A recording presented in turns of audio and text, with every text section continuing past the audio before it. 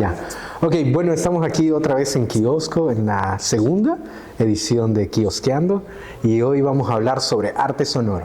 Entonces, vamos a estar junto con dos invitados de un festival que se llama Festival Suraural, que es el que organizamos aquí junto con un colectivo de amigos, amigas que nos hemos reunido en el 2019, ya arrancado desde esa época, y ahora en su séptima versión aquí en el 2025 estamos muy felices de volver aquí a la ciudad de Santa Cruz, y hoy estamos también con una sesión de escucha del querido Dani, y luego también vamos a tener una sesión de escucha de Raquel. Entonces hoy vamos a hablar un poquito acerca de la práctica del arte sonoro dentro, digamos, de esta idea del arte contemporáneo en donde la visualidad es muy preponderante, y de alguna manera también vamos a hablar sobre investigación artística y las diferentes metodologías que utilizan ustedes dos, digamos, ¿no? Entonces, tal vez estaría bueno si nos presentamos primero. Raquel.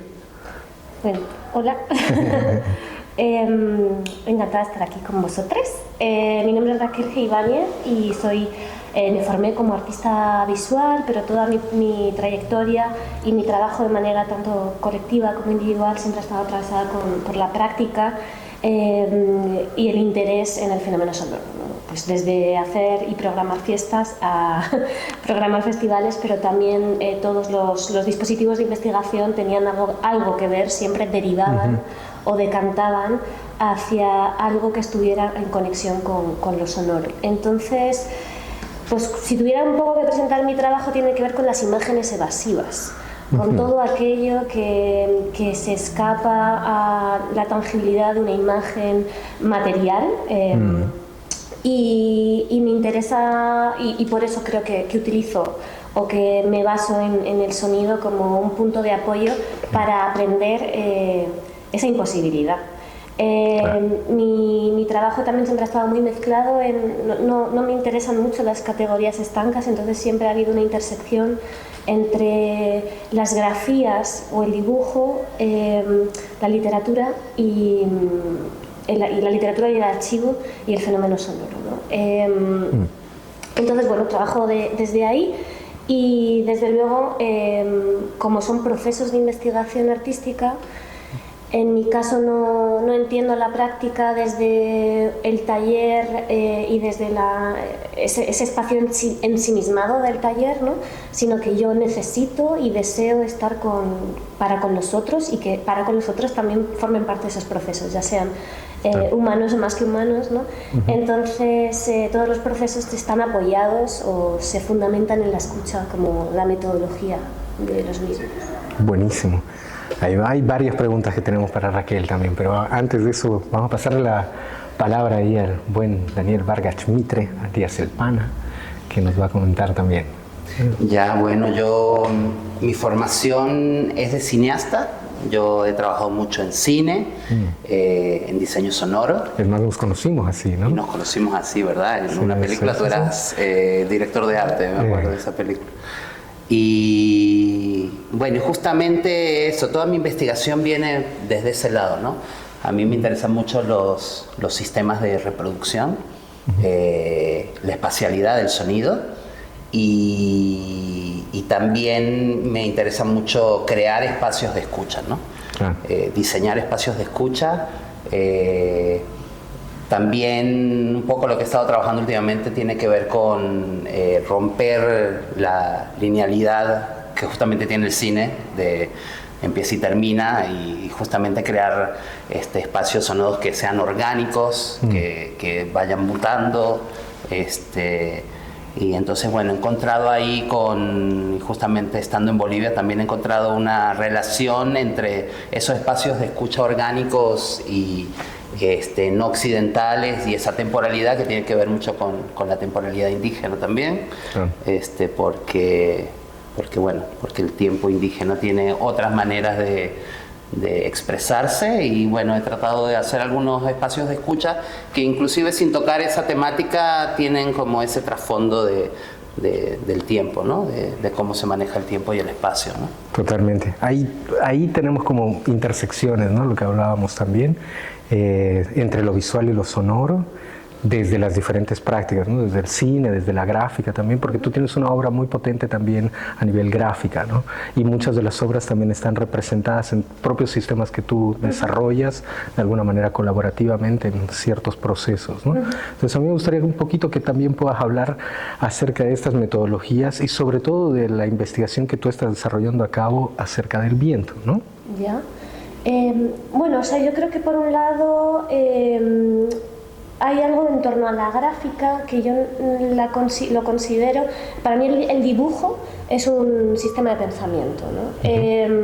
Simplemente son unas cuestiones de codificación que son más o menos subjetivas, ¿no? Pero es un sistema de pensamiento que también me permite, además suele venir a posteriori de los procesos de investigación o de las piezas sonoras, entonces es un espacio en el que te permites reescuchar y analizar un poco todos esos procesos que en mi caso son muy lentos. O sea, mis proyectos pueden durar una media, si es que se acaban, porque yo nunca los doy así como por cerrados, mínimo van a ser 2-3 años de pensar, de archivar, de trabajar para con otros, y entonces llega un momento en el que ya sí es como, hay un momento en el que sí que estoy preparada como para poder darle ese decantarlo sobre papel, ¿no?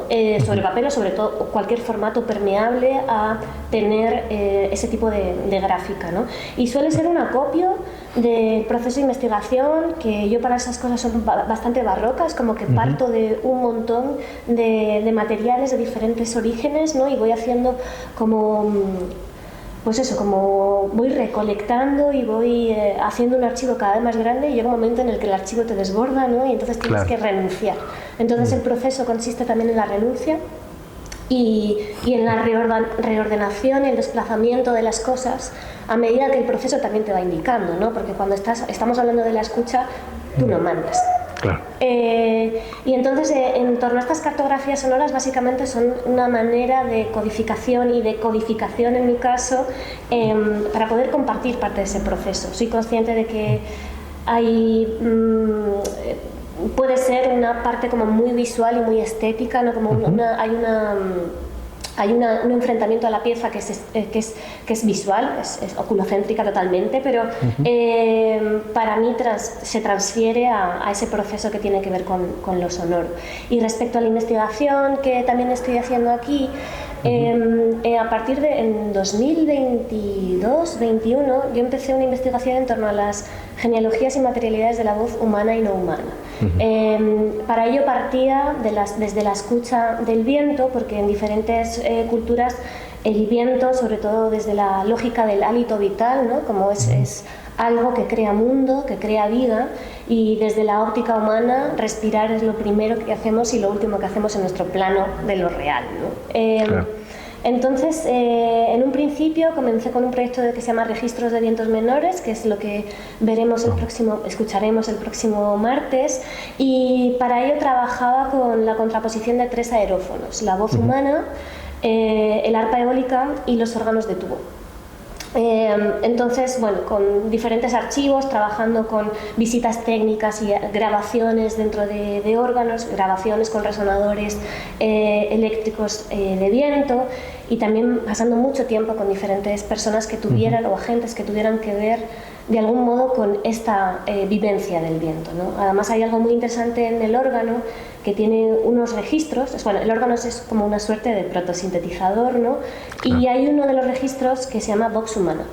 Entonces, el registro vox humana históricamente ha sido un fracaso, porque es muy difícil definir cómo debería sonar esa voz, ¿no? Y la única manera de falsearlo y de hacerla más humana es hacerla temblar, con un trémolo. Y el proyecto parte de ahí, se llama Registro de Vientos Menores, porque las cadencias menores en musicología históricamente se han llamado también cadencias femeninas, y entonces me interesaba pensar esta idea de lo menor, de la escucha de lo menor, desde una óptica también feminista. Además, en un texto del siglo XVI, en el Abecedario Espiritual de Osuna, se habla del mundo menor como el mundo de los humanos, que está dividido en 4 vientos, que es gozo, esperanza, tristeza y temor. Entonces este proyecto transita por ahí, ¿no? Y a lo largo de este tiempo, de conversar con tantas personas, de escuchar tantos vientos, de dejarte también permear por ello, yo necesitaba salir un poco de instrumentos de tan difícil acceso como pueden ser los órganos de tubo, y también de una manera muy orgánica fue yéndose hacia el exterior. Y entonces ahora mismo estoy en un proceso que, por un lado, este tema de registro de vientos menores seguirá en activo, pero estoy en un proceso en el que estoy trabajando mucho más con aerófonos de arraigo campesino, porque estos últimos meses he estado viviendo en el norte de mi país, de España, y hay una práctica en ciertas comunidades que son las invocaciones de flautas de ramas de avellano, de sauce, de avena, en las que cuando esas ramas están en plena primavera, tienen savia, se les canta una canción para que saliven y así poder crear una flauta. Wow. Y entonces esa tensión entre el daño y el cuidado, porque la canción es una especie como de nana, pero la estás cantando mientras estás perforando con una navaja, ¿no? Las canciones de nana son para niños, ¿no es verdad? Sí, las canciones, o sea, no es tanto una canción de nana, pero al final la estructura narrativa de esa canción es un canto muy infantil. Y estas flautas son flautas que utilizaban los pastores, pero realmente son de unas dinámicas muy de silbato como juguete, un juguete sonoro para niños. Y entonces había esa tensión tan bonita entre el canto a la materia, pero el daño que le inflijo para crear ese sonido me parecía muy, muy interesante, y además es una práctica muy menor que se sostiene en las comunidades a través del oral, ¿no?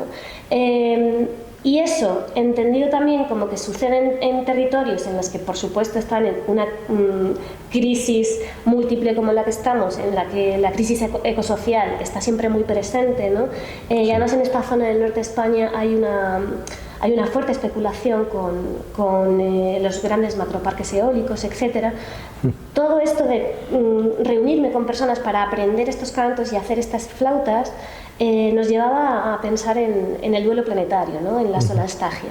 Y entonces es algo que es un proceso que está ahora mismo bastante incipiente, pero que me interesa pensar en comunidad y con todas aquellas personas que quisieran adherirse a este proceso, ¿no? Esta idea del duelo planetario, pero sobre todo porque nuestro vínculo con el viento es como nuestro vínculo con la escucha, es relacional. Se hace en la percepción de estas dos cuestiones, siempre son gracias a que tiene una relación con un otro, ¿no? La escucha siempre es con un otro, y el viento se hace perceptible cuando mueve las ramas, cuando hace volar una bolsa de plástico o cuando nos mueve el pelo, ¿no? Como que hay algo para mí mi interés es pensar cómo el viento también no nos conforma solo desde unas lógicas instrumentales meteorológicas, sino de cómo nos afecta también desde la construcción de la sociedad, pero también desde la emocionalidad y las emociones colectivas. Claro. Y es eso más o menos. Súper, es toda una investigación. Tú estás realizando también un doctorado, ¿no es verdad? ¿No? ¿Ahora mismo? No. No, estoy haciendo un máster, pero la verdad que lo estoy haciendo por deseo, no por...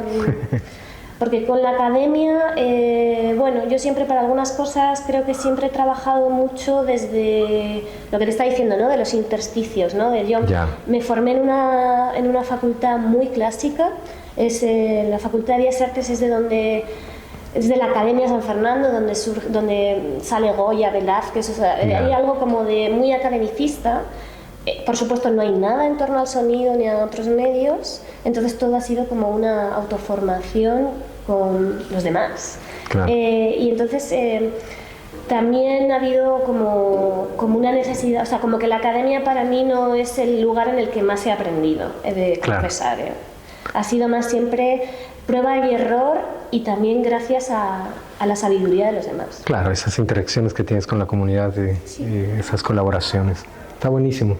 Ahí vamos a pasar también aquí a Dani para conocer un poco más de su trabajo. Algo muy interesante que tú desarrollas, este sentido de temporalidad, digamos, ¿no? Dentro de las instalaciones, y sobre todo de esta cuestión de las experiencias, ¿no? Porque claro, estamos muy acostumbrados a productos, ¿no? Pero a experiencias. Entonces, eso quisiera que un poco también nos cuentes un poco sobre este tiempo circular que hablábamos, que va fuera de la hegemonía de alguna manera, ¿no?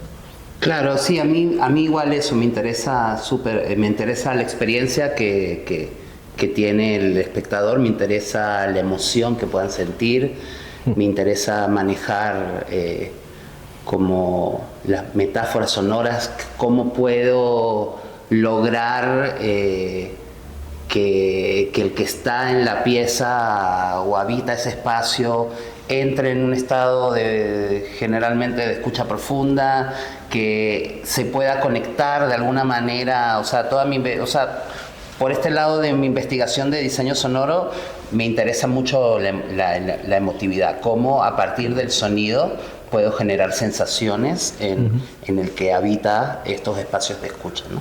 Entonces, eso es básicamente lo que dentro de... Que claro, yo la escucho a Raquel y en general a muchos artistas contemporáneos que tienen como una línea muy clara en lo que hacen y el hecho de que yo igual soy cineasta, soy músico, ando en muchos proyectos, a veces termino como agarrando de otros espacios para ir ahí, ¿no? Claro.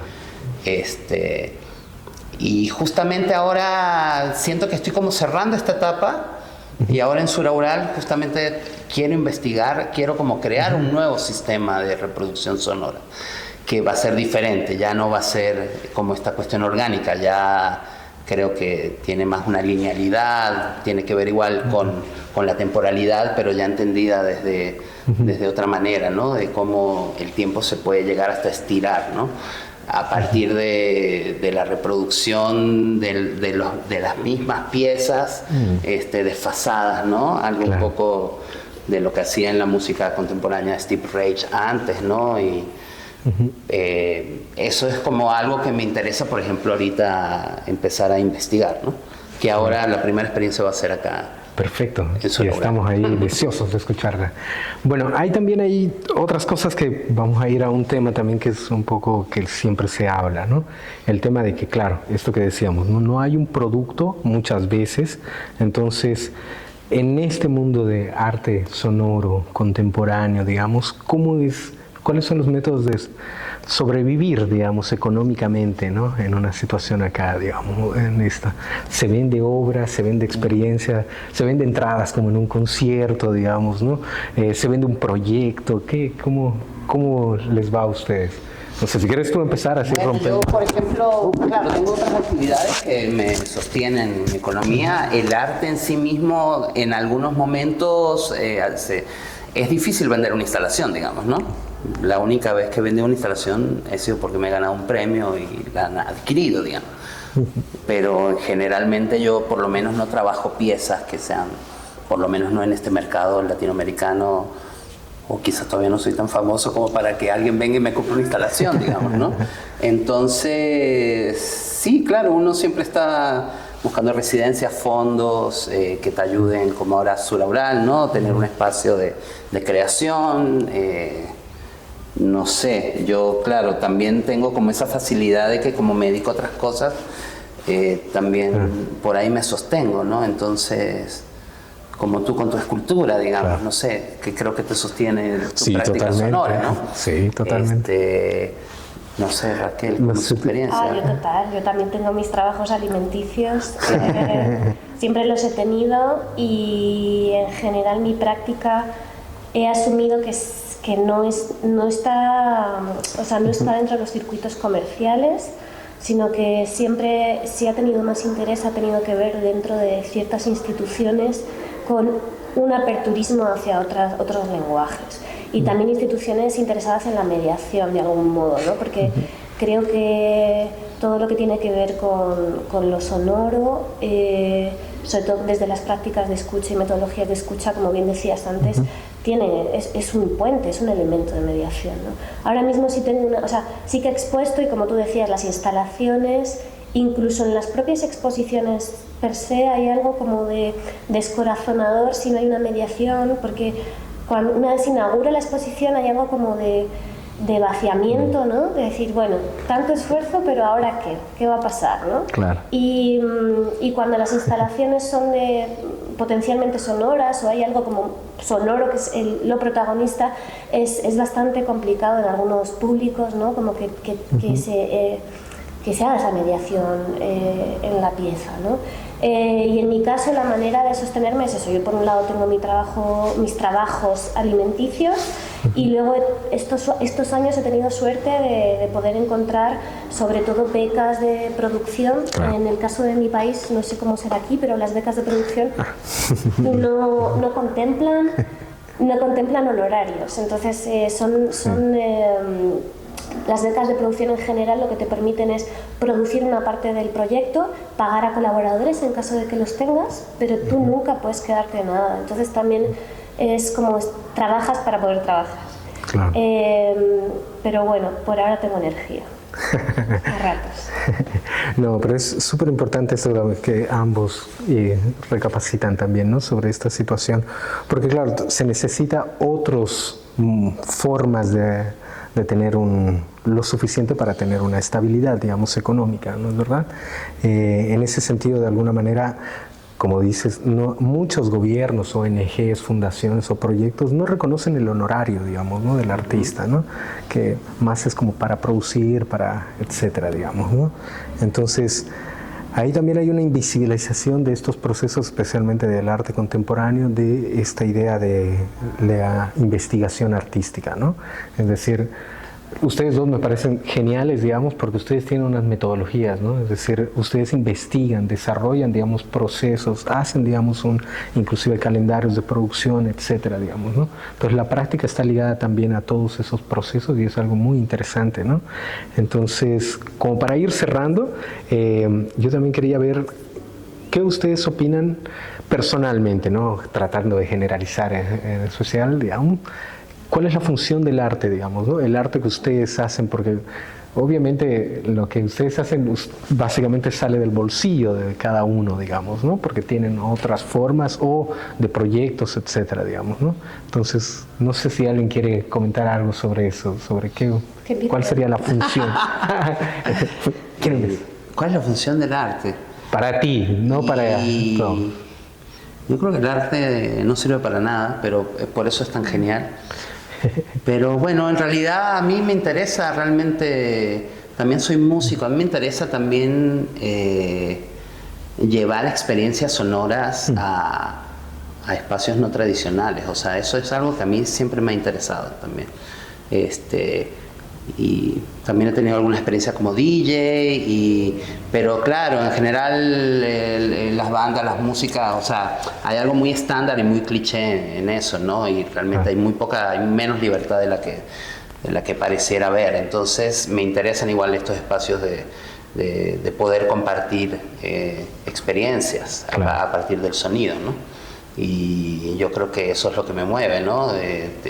Encontrar algo ahí y tener ganas de compartirlo, ¿no? Básicamente ese es el motor, el compartir una sensación que está muy dentro mío y de alguna manera la materializo para compartirla con más gente, ¿no? Yo creo que eso sería, ¿no? Súper. ¿Raquel?